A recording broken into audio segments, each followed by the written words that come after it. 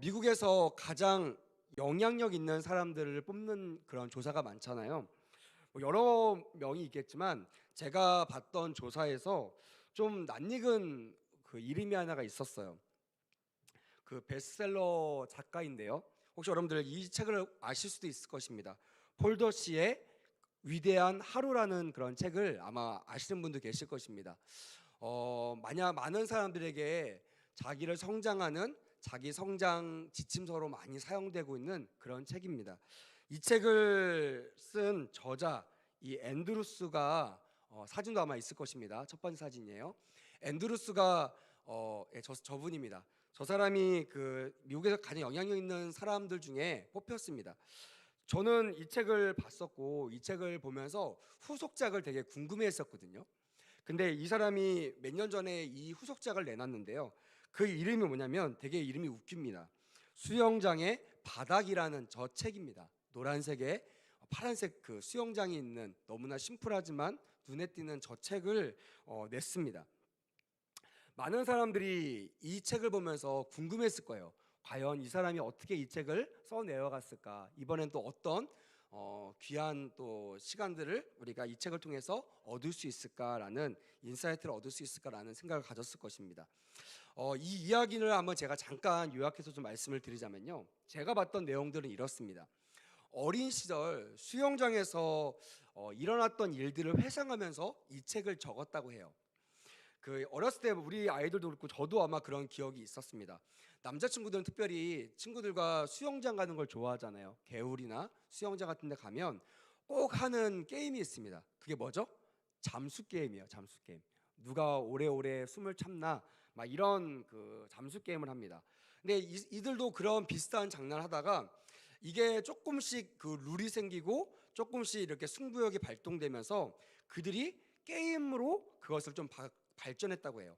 그 게임이 어떤 게임이냐면 그냥 숨을 오래 참는 것이 아니라 누가 그 잠수 상태에서 높이 물 위로 튀어 올라오나, 연어처럼 물고기처럼 누가 높이 올라오나, 이런 그 게임, 이른바 돌핀 게임이라는 게임을 만들었다고 해요.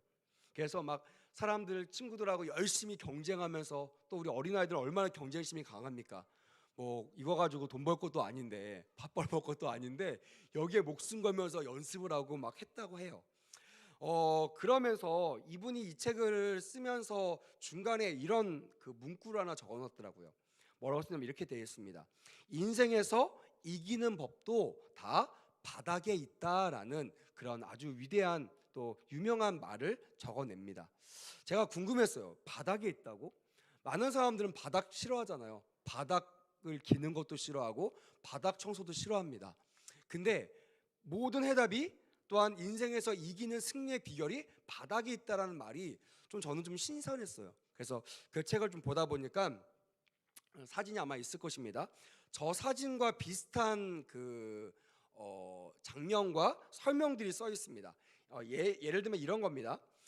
열심히 누가 이기냐 누가 이기나 막 싸우고 있었는데 어느 날 친구 케빈이라는 친구가 있었습니다. 우리로 하면 뭐 영철이 같은 그런 친구예요. 미국에서 케빈이라는 아주 흔한 이름의 친구 한 명이 열심히 연습해오더니 기고만장해서 오늘은 내가 이긴다고 했다라는 거예요. 그리고 물속에서 딱 물속에 들어가려고 준비를 하는데 약간 포스가 남달랐다고 합니다. 아니나 다를까 남들은 열심히 거기를 멋있는 모습으로 다이빙을 하는 거, 어떻게 하면 내가 멋있게 또 아주 신속하게 다이빙을 해서 신속하게 물로 튀어 올라오나, 이게 그들 안에서 룰이었어요. 누가 빠르게 타이밍하고 또 그 다이빙할 때 각도나 이런 걸 통해서 높이 튀어오르는 그런 것들을 가지고 경쟁을 했었는데, 이 케빈이라는 친구가 남대없는 방법을 사용하는 것이에요. 그게 뭐냐면 남들은 뛰어내리는 거에 중점을 뒀다면 이 케빈은 그렇게 하지 않았어요. 어디에 중점을 뒀냐면 수면 위에서 그 수영장 바닥으로 내려가는데 전속력으로 이 바닥으로 확 내려간 거예요.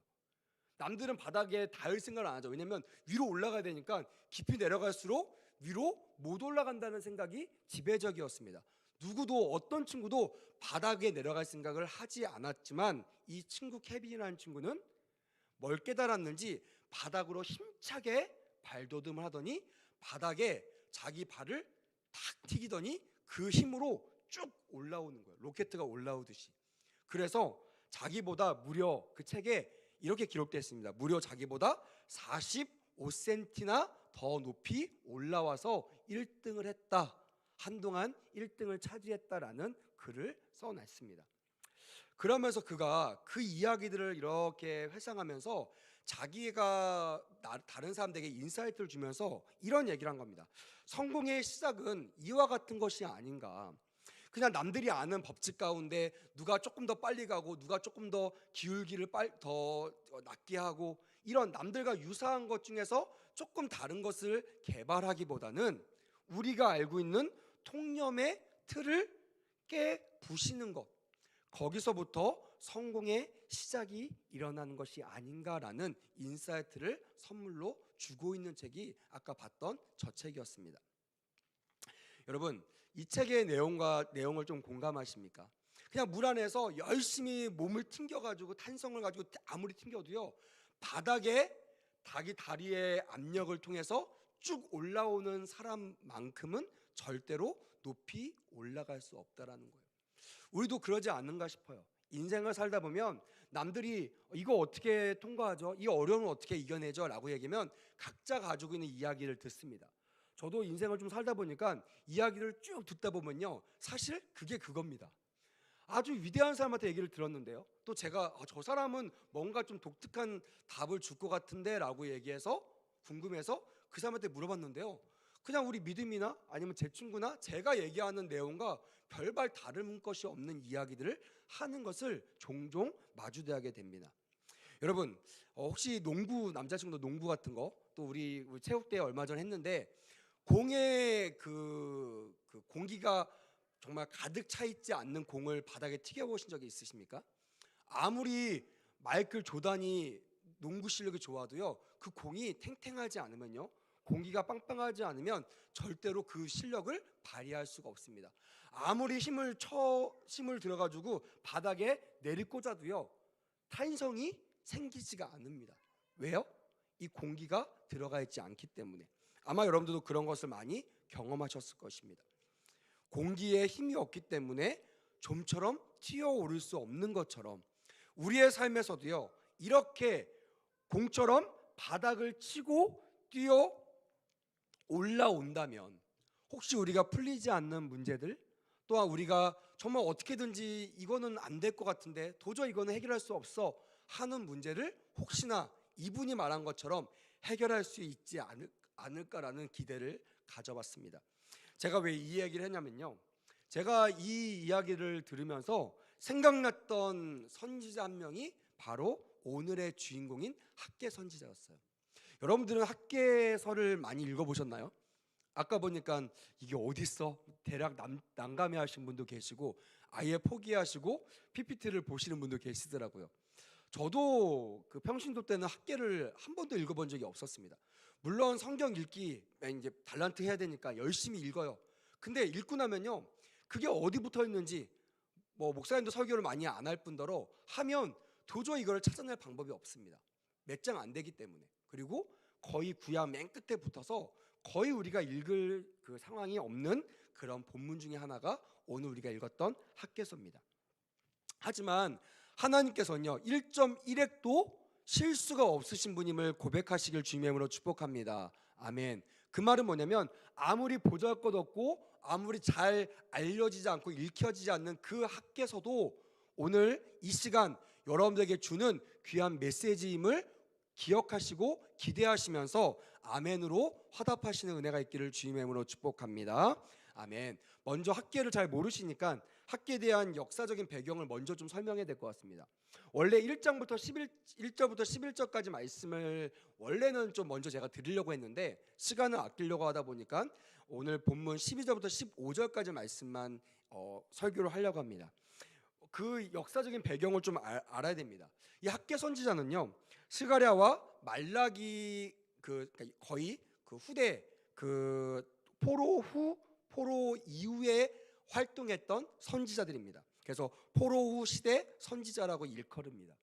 당연히 포로 후에 활동했던 선지자들이라고 여러분들 짐작할 수 있을 것입니다. 아시다시피 하나님께서 수많은 그 선지자들 보내셔서 이스라엘 백성들을 타일르시기도 하시고 징계도 주시고 또 구원해 주시기도 하셨다가 또 잠잠히 하셨다가 또한 내버려 두셨다가 또 부르짖으면 구원해 주셨다가 이런 사건들이 사실은 구약 내내 이어졌습니다. 반복했습니다.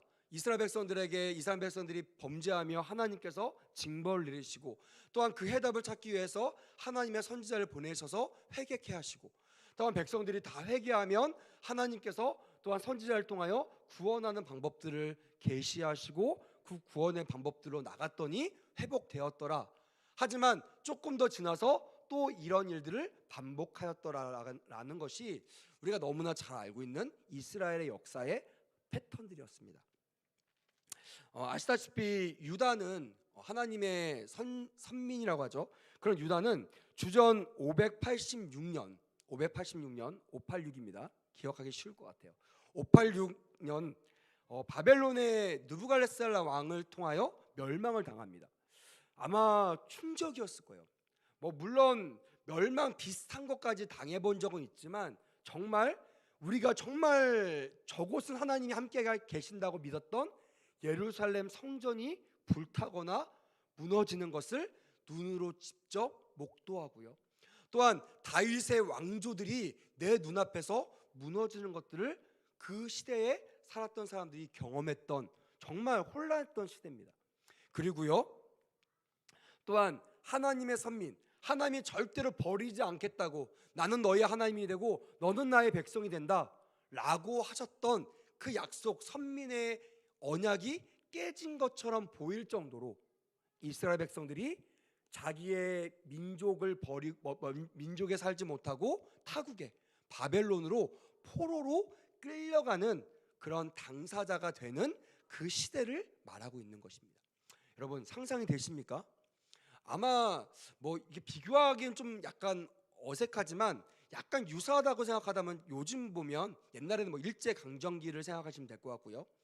요즘 말하면 코로나, 이제 우리가 얼마 안 지났으니까 코로나 시대 때 교회를 생각하면 될 겁니다. 한 번도 교회가 문을 닫힌다는 걸 생각하지 못했던 우리 성도들이 교회 문 닫음을 목도해야 되고요, 인정해야 되고, 교회 가는 사람을 성도가 비판하는 그런 열띤 토론의 현장을 마주대하게 되고요. 또한 성전이 생명입니다, 예배가 생명입니다 라고 선포했던 목회자들이 교회에 나오지 말라고, 인터넷에 들어도 된다고 전혀 듣지 못했던 메시지도 또한 들었던 곳이 성전이었고 강대상이었던 것을 경험했던 것이 코로나 시대였을 것입니다. 그런 정말 아마 멘탈이 흔들리고요, 신앙이 흔들린 사람이 많았을 겁니다. 어떻게 강대상에서 저렇게 다른 말을 할 것인가. 옛날은요, 목사님 저 바쁜데 놀러 가는데 인터넷에 예배 드리면 안 돼요? 이렇게 하면요 목사님들이 다 말렸습니다. 어떤 목사님들은 막 저주까지 했다고 하더라고요. 절대 그건 안 된다. 근데요, 온 민족과 전 세계의 목회자들이 오케이, 괜찮다 이렇게 했던 시대가 3년 전, 또한 우리 지난 지가 얼마 안 됩니다.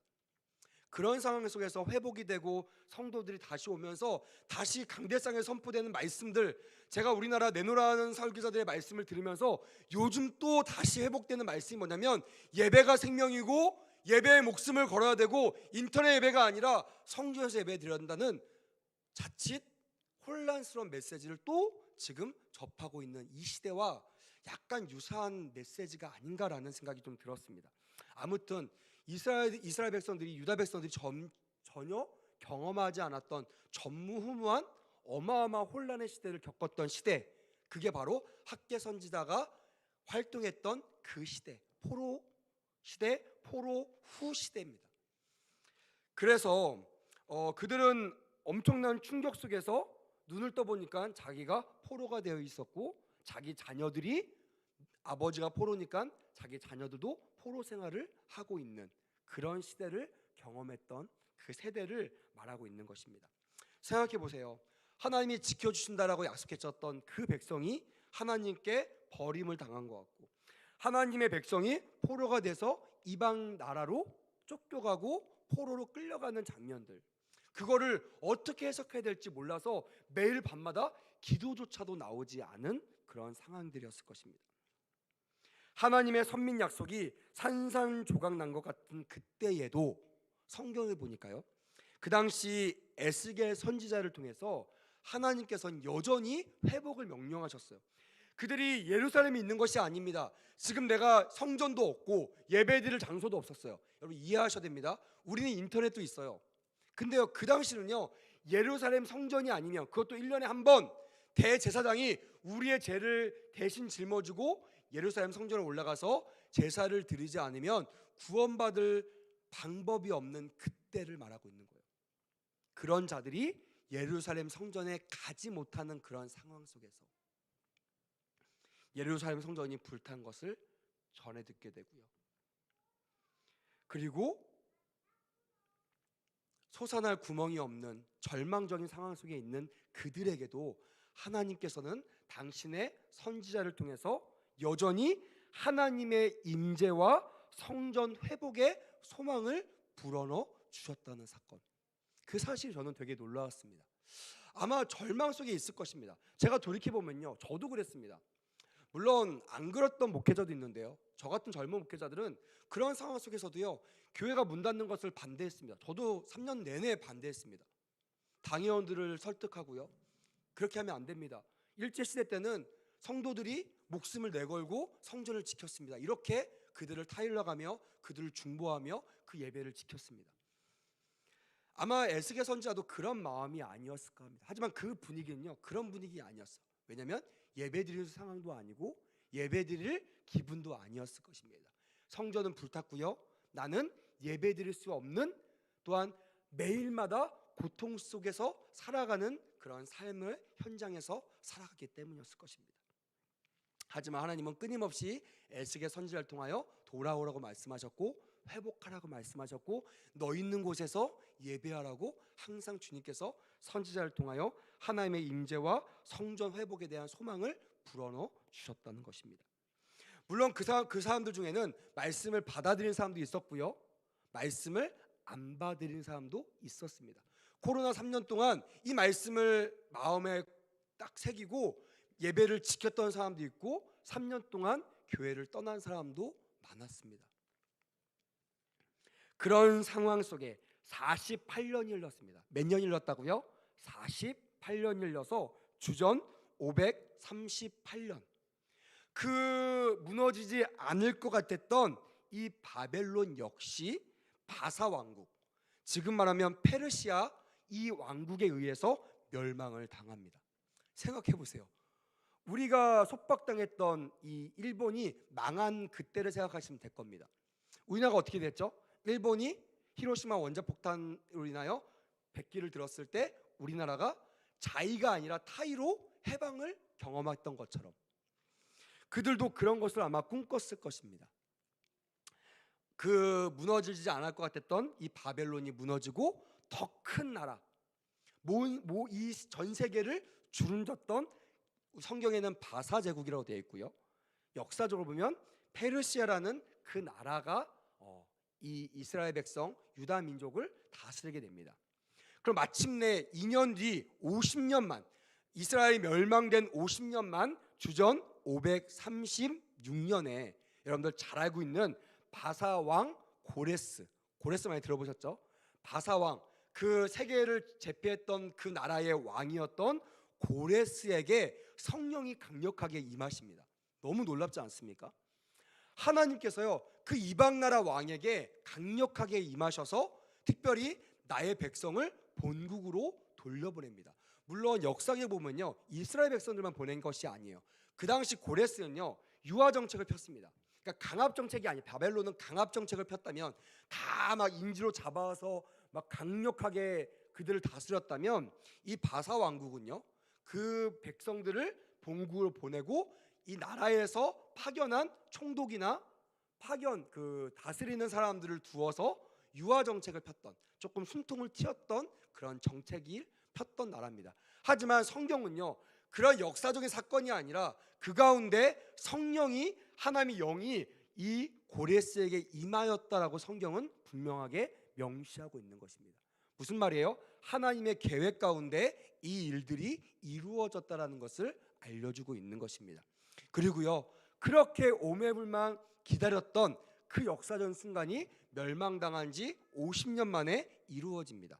성경에 보니까 정치적 지도자였던 수룹바벨이라는 그런 사람, 성경에 보니까 이 이름 때문에 혹시 외국 사람인지 알 수 있는데요. 성경에 보니까 이 스룹바벨은 다윗 왕가의 그런 자손이었습니다. 다윗 왕가를 잇는 사람이었어요. 그리고 영적 지도자 여호수아, 이거는 모세의 후계자 여호수아가 아닙니다. 동명이인이에요. 잘못 생각하시면 안 됩니다. 바로 성경은 이 사람을 대제사장이라고 말하고 있거든요. 다시 말하면 목회자처럼, 목사님처럼 영적으로 그들을 지도하는 영적 지도자와 정치적인 지도자가 함께 본국으로 가는, 귀환하는 그런 프로젝트를 고레스 왕이 칙령을 통하여 명령하게 됩니다.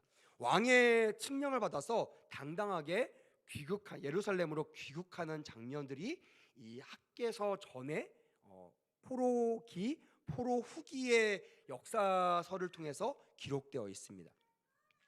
저는 이 이야기들 좀 보면서 이런 생각이 들었어요.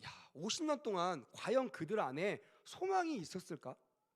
여러분, 한국 사람도 그랬잖아요. 숱한 그 일본의 침략과 일본의 억압 가운데 창씨 개명하고, 또한 한국 사람도 성공하기 위해서 일본 학교에 다니려고 백도 쓰고 한국인이 아닌 것처럼 다니기도 하고요. 이렇게 하면서 어느덧 내가 한국 사람이라는 걸 잃어버렸던 것처럼, 아마 바벨론 포로기를 겪으면서 내가 이스라엘 백성, 유다 민족이라는 것을 잊고 있었던 사람들도 많았을 거고요. 알지만 그것을 감춘 채 바벨론 민족처럼 보이려고 혼합주의적인 그런 믿음 생활을 했던 사람들도 참 많지 않았을까 생각합니다. 그 말을 종합하면요, 하나님에 대한 소망으로 50년을 버틴 것이 아니라 바로 이 소망이 끊어진 채 그들이 그냥 하루하루 살아가고 있었다라고 저는 판단이 됩니다. 역사학자들도 그렇게 판단하는 학자들도 있습니다.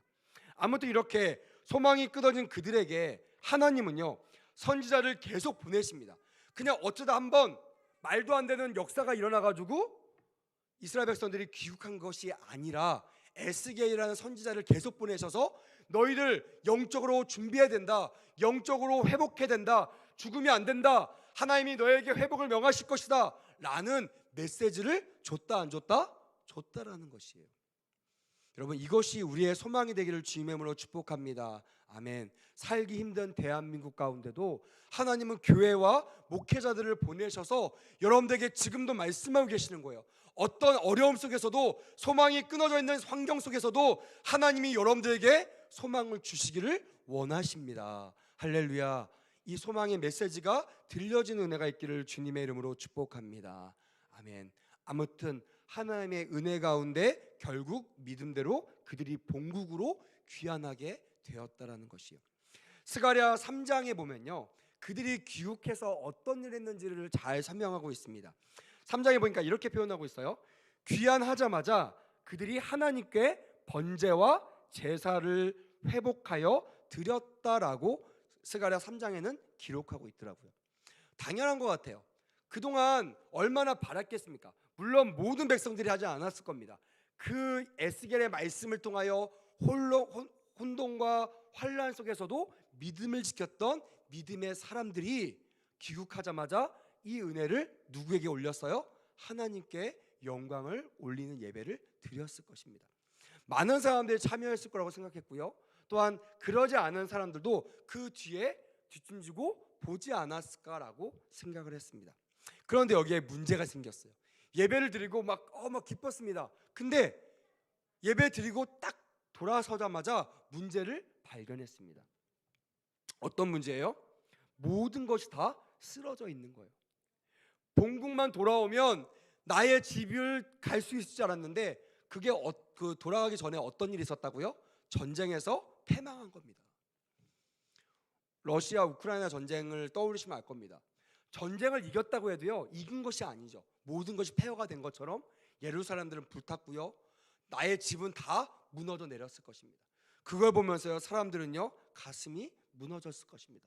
또 소망도 무너졌을 거예요. 방금 전 하나님 감사합니다 예배드렸던 그들이요, 돌아서자마자 현상을 보고 환경을 보고 또 무너짐을 경험했을 것입니다. 저는 이게 우리의 모습이 아닐까라고 생각합니다. 예배 드려요. 예배 안 드리지 않습니다. 기도합니다. 네, 기도해요. 하지만 기도하고 돌아서면 달라지지 않는 현실을 보면서 또 무너지는 것이 그들과 우리의 공통점이 아닌가 생각합니다. 그러면 지금 우리가 바라봐야 될 건 무엇입니까? 어떻게 그런 절망 속에서 그들이 바닥을 치고 일어날 수 있었을까?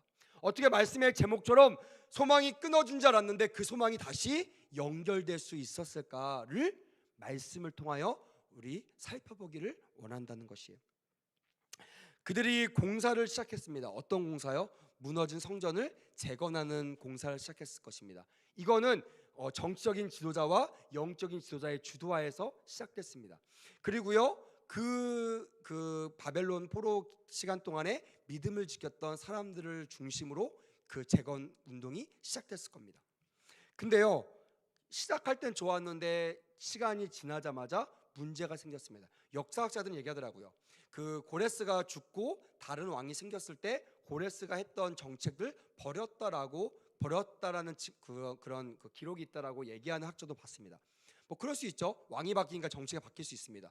100% 지원했었는데 지원이 끊기기 시작한 거예요. 그리고 막 사람들 여기 역사적으로 보니까 지금 이 성전을 같이 참여하려고 했는데 배척당한 사람들이 있습니다.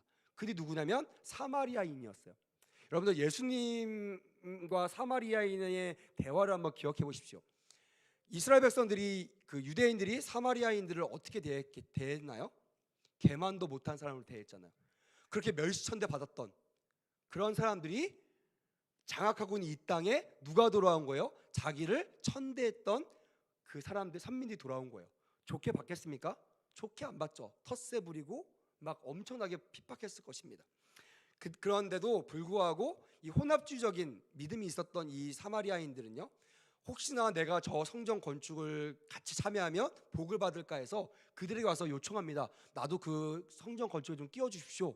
그랬더니요, 이스라엘 백성들이 끼워줬겠어요? 이 백성들이 어떤 백성입니까? 철저하게 우리만 아는 백성이잖아요. 개만도 못한 애들하고 나는 상종할 수 없어.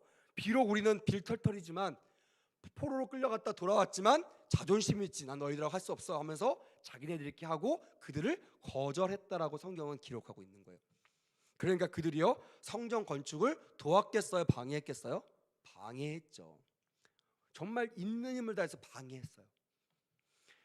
그리고 결국에는 주도적으로 했던 이 공사가 멈추게 됩니다. 나라에서는요, 지원을 멈췄습니다. 그리고요, 사람들은 지쳐요. 그리고 계속 사마리아인들은 공사를 방해합니다. 그리고 사람들은 어떻게 돼요? 점점점 애들이 얘기합니다. 엄마 집에 가. 우리 집 왜 이렇게 꼴았어?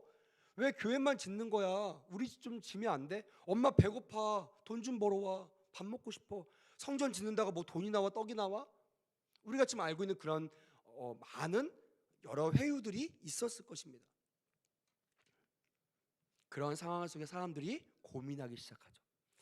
나라가 못하게 하니까, 코로나 시절 그렇지 않아도 교회 가기 싫었던 사람들이 나라가 막으니까요, 어떤 사람들은 안타까워하는 사람도 분명히 있었습니다. 근데 어떤 사람들은요, 기뻐했다라는 인터뷰도 저는 본 적이 있어요. 오히려 잘 됐다, 핍박 안 당하고 남편과 함께 편안히 TV 보면서 예배 드릴 수 있는 이런 평안한 시간이 왔었다라고 인터뷰하는 거 저는 봤습니다. 이런 사람들이 여기도 있었다니까요.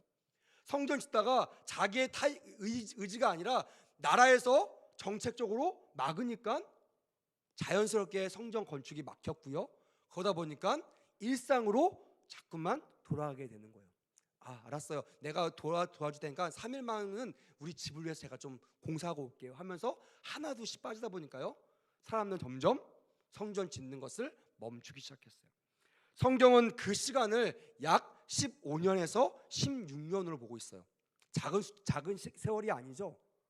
그렇게 오매불망 성전에 와서 예배드리기를 고대했던 그들이 불과 몇 년이 지나지 않아 15년의 세월 동안 성전을 버려두고 자기의 삶의 현장으로 가서 잘 먹고 잘 사며 내 집을 잘 지으며 내 터전을 마련했다라고 성경은 꼬집고 학계 선지자의 입을 통하여 고발하고 있는 것이에요. 근데 이렇게만 끝나면 사람들은 깨닫지 못하죠. 당연한 거 아닙니까, 여러분? 그럼 당연한 거잖아요. 여러분, 제가 한번 물어보겠습니다. 회사 못 가게 하고 장로님한테 제가 장로님, 장로님이 되셔가지고 회사 가는 게 말이 됩니까? 교회에서 1년 365일 다치지 않는 예배를 드리십시오. 이렇게 얘기하면 장로님이 얼마나 마음이 어려우시겠어요. 이러시겠죠. 목사님, 저도 살아야 됩니다. 첫 자식 있어요. 이렇게 합니다. 당연합니다. 그거에 대해서요, 어느 누구도 그게 잘못됐습니다라고 얘기하는 사람이 없어요. 그 당시도 그랬을 겁니다. 당연합니다. 처자식 건사해야 되고요. 내 집 잘 지어야지만 외부로부터 안전하게 우리 가족을 지킬 수 있어요. 생활의 터전 마련해야 됩니다. 돈 벌어야 돼요. 누구든지 거기에 대해서 딴질 거거나 비판한 사람이 없었을 거라고 저는 생각됩니다. 근데요, 문제는 뭐냐면 그들이 15년, 16년 동안 열심히 살았어요. 돈 벌고요, 집 호환 찬란하게 하고요, 또한 자녀들 교육 열심히 시켰는데요, 성경에 뭐라고 됐냐면 그들이 성전을 중단한 그 순간부터 그들의 현 상태가 잘됐다, 잘되지 못했다라고 증언하고 있는 것이에요. 학계 1장 6절 자막을 좀 보세요. 이렇게 기록되어 있습니다. 1장 6절에 보면 너희가 많이 뿌릴지라도 수확이 적으며 먹을지라도 배부르지 못하며 마실지라도 흡족하지 못하며 입어도 따뜻하지 못하며 일꾼이 삭을 받아도 그것을 구멍 뚫려진 전대에 넣음이 되느니라 라고 성경은 고발하고 있는 것이. 무슨 말이에요? 밥을 열심히 만들었는데 밥맛이 없는 거예요. 돈을 열심히 벌었는데 모아지지 않는 거예요. 황충이 되는 거예요. 삶에 막 핍박이 일어나고 삶이 피폐해지는 겁니다. 내가 정말 잘하려고 열심히 살았는데 점점점 내 삶이 피폐해져 가는 거예요. 그럼 이게 어디서 많이 본 장면 아닙니까? 저와 여러분들의 장면이 아닌가 생각합니다. 열심히 우리 돈 벌잖아요. 핑계 댑니다. 목사님 수협에 나와야 되는데 직장 때문에 못 나갑니다. 그럼 교회에서요, 집사님 정신 차리세요. 이런 목회자 별로 없습니다. 다음 주에 나오세요. 대부분 그래요. 웃으면서 다음 주 나오실 거죠? 이럽니다. 핍박하면 안 나오니까요. 그마저도 안 나오니까. 교회 떠나니까요. 교회 많은데요, 핍박하지 않는 교회 가면 되니까 갑니다. 근데 문제 뭐냐면 열심히 벌었는데요, 잔고가 마이너스예요. 열심히 아이들 학원 보냈는데 아이들이 사고 쳐요. 딸내미가 임신해오고요, 아들내미가 마약해요. 이런 일 너무나 비일비재합니다. 열심히 애주쟁했는데 군대 가서 사고 치거나 사고를 당합니다. 그런 일들이 너무나 많다라는 거예요. 열심히 성전 이것도 적당히 하고 제 일을 열심히 하면서 제가 어느 정도 균형 유지할게요. 이렇게 했던 이들처럼 열심히 살아, 종교생활도 열심히 하고 또한 내 삶에서도 열심히 하는데 내 삶은 점점 피폐해지는 우리의 모습을 보는 것과 같았어요. 제가 말씀 묵상하면서.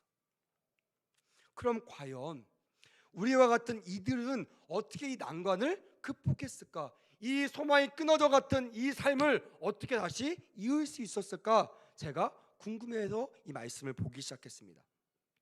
이때 하나님께서 일하시기 시작하는 거예요. 여러분 한번 따라하겠습니다. 하나님의 때에 하나님의 방법으로, 더 크게 하나님의 때에 하나님의 방법으로, 이걸 기억하셔야 됩니다. 항상 주님은요, 어느 때든지 우리의 방법과 우리의 때가 아니라 하나님의 때에 하나의 방법으로 일하신다는 거예요. 하나님께서 준비하셨던 이 학계 선지자를 통해서 4번의 설교를 하십니다. 짧게 사역했던 사역자입니다. 오래 사역하지 않았어요. 딱 4번 말씀 전하고 그의 사역이 성경에 기록되지 않아요. 근데 그 사역 4번이요, 적세적소에 하나님께서 반드시 필요한 말씀을 그 학계 선지자의 입을 통해서 말씀하십니다. 자, 그래서 저는 이 말씀을 통해서 2가지 원동력을 좀 여러분들에게 소개하고 싶어요. 하나는요, 하나님의 말씀이라는 거예요. 하나님의 말씀으로 다시 우리가 소망을 가질 수 있다라는 말씀을 여러분들에게 주고 싶습니다. 자막에 보시면 본문 12절 13절에 이렇게 기록되어 있습니다. 그들의 하나님 여호와의 목소리와 선지자 학계의 말씀을 들었으니, 뒤에 뭐라고 되어 있냐면 내가 너희와 함께 하노라 하니라라고 학계의 입을 통해서 그 절망 속에 있는 그들에게, 열심히 했는데도 마이너스 또한 안 풀리는 그들에게 솟아날 구멍을 하나님께서 주셨다라는 거예요. 뭐를 통해서? 하나님이 너와 함께 할 거야 라는 하나님의 종의 메시지를 통하여 그들이 소망을 다시 가질 수가 있었다라는 거예요. 그들이 왜 어려움을 당했습니까? 뭐 여러 가지 이유가 있겠지만 하나님의 말씀에 불순종한 거잖아요. 하나님이 하나님의 전을 지으라고 했고요. 1장 그 본문 앞에 보면 학개 선지자의 입을 통하여 하나님께서 산에 가서 모든 재료를 가지고 하나님의 성전을 지으라라고 명령하셨고 그 명령을 따라 그 성전을 재건했던 거였는데, 그리고 하나님이 멈추라는 적이 없는데요. 상황에 따라 형편에 따라 하나님의 말씀에 불순종하자마자 그들의 기대와 다르게 계획과 다르게 막히는 역사들이 일어났다는 거예요. 근데 하나님 너와 함께 하신다라는 이 메시지를 통해서 그들이 다시 소망을 가지고 일어나기 시작합니다. 그 본문이 학개 2장 14절이에요. 우리 자막에 나와 있습니다. 그들이 와서 만군의 여호와 그들의 하나님의 전 공사를 하였으니라고 다시 공사를 시작하는 장면들을 성경은 기록하고 있습니다. 다시 일어나 그들이 건축합니다. 여러분, 요한복음 6장 63절에는요 하나님의 말씀이, 따라합시다, 살리는 능력이 있다. 그래서요 우리는 항상 마이너스 인생이 되면요 어딜 가야 되냐면 하나님 말씀이 있는 곳으로 가야 돼요. 그것이 어디입니까? 성전이고 교회고 목회자 앞인 거예요.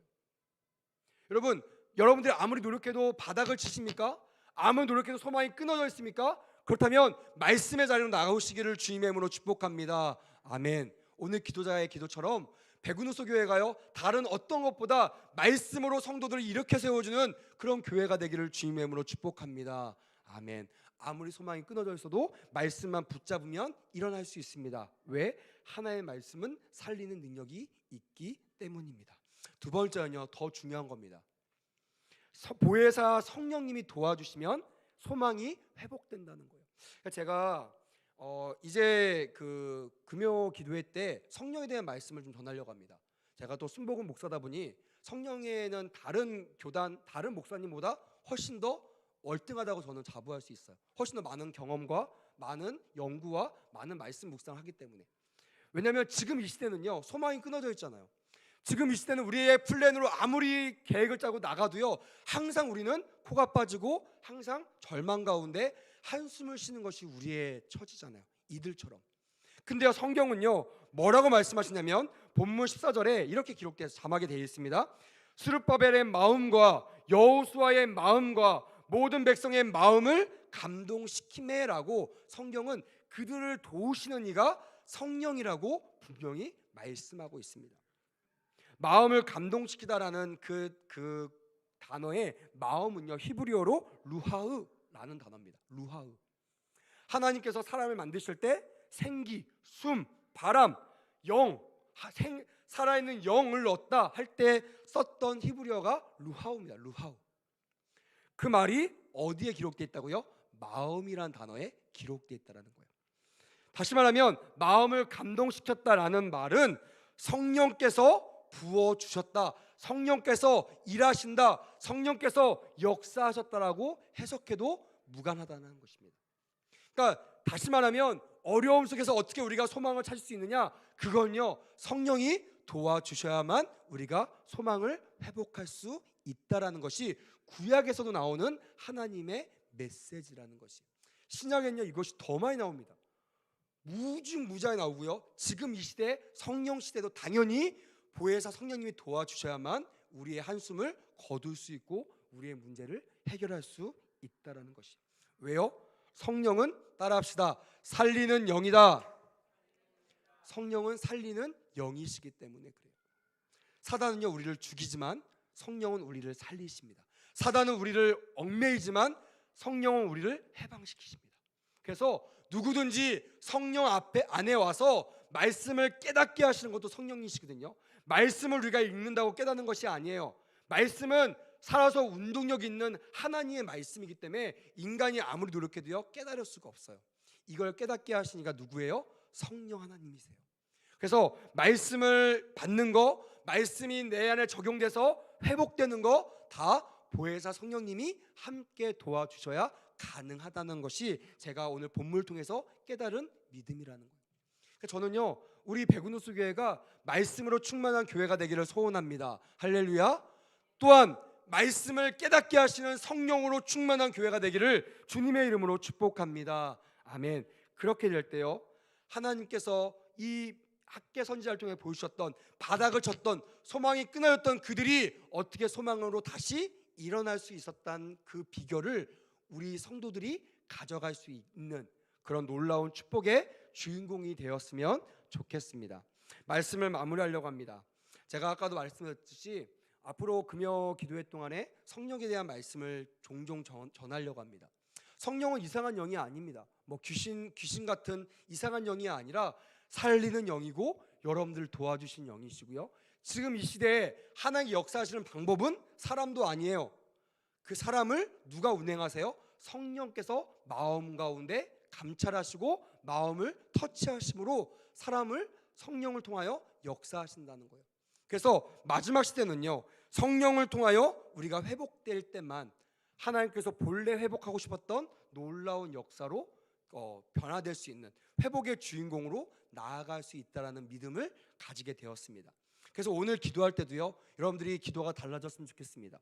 그냥 소원만 비는 열심히 기도하는 그런 기도에서 벗어나 이제 나를 도와주시기 원하시는 보혜사 성령님을 의지하는 마음으로 기도하시는 기도의 방법이 바뀌는 놀라운 역사가 일어나기를 주님의 이름으로 축복합니다. 아멘. 그래서요, 백운누수 교회 가운데 새바람이 일어났으면 좋겠어요.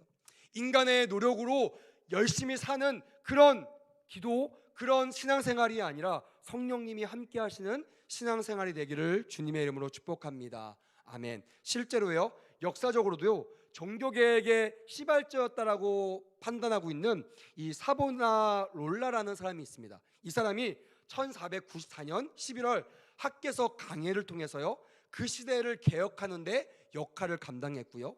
또한 존 낙스라는 사람이 있습니다. 이 사람도 스코틀랜드를 영적으로 각성하는데 바로 이 학개서를 인용했다는 사실, 저는 이 사실을 공부하면서 종종 여러분들과 학개서 말씀을 나눴으면 좋겠어요. 하나님께서 마지막 시대 때 회복시켜 주기를 원하십니다. 할렐루야. 그리고 특별히 다른 예배도 있지만 이 금요 기도회를 통하여 잃어버렸던 영이 회복되고 잠자던 영이 회복되는, 성령으로 다시 한번 충만해지는 그런 귀한 은혜가 다시 한번 솟게 되는 귀한 역사가 일어났으면 좋겠습니다. 그럼 오늘 기도회가 되기를 주님의 이름으로 축복합니다. 아멘.